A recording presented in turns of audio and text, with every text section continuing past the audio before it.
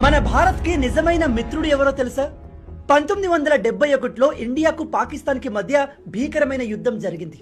ఆ సమయంలో పాకిస్తాన్ సడన్ గా ఇండియా పైన అటాక్ చేసింది. మన ఇండియా కూడా పాకిస్తాన్ పైన కౌంటర్ అటాక్ చేసింది.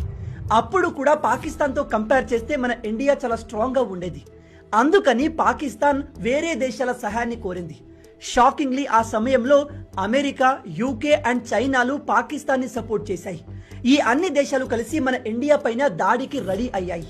అమెరికా అయితే తమ షిప్లను కూడా ఇండియన్ ఓషన్ లో డిప్లాయ్ చేసింది. సముద్రం ద్వారా కూడా ఇండియాను అటాక్ చేద్దామని. ఒక రకంగా ఆ సమయంలో మోస్ట్ పవర్ఫుల్ కంట్రీస్ అన్ని ఇండియాకు అగెన్స్ట్ గా నిలబడ్డాయి.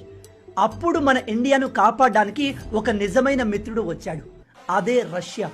రష్యా ప్రపంచం మొత్తాన్ని ఎదిరించి ఇండియాను కాపాడేందుకు రెడీ అయింది. రష్యా తమ దగ్గర ఉన్న జెట్స్, షిప్స్, సబ్మరైన్స్ అన్నిటినీ ఇండియా కోసం పంపింది.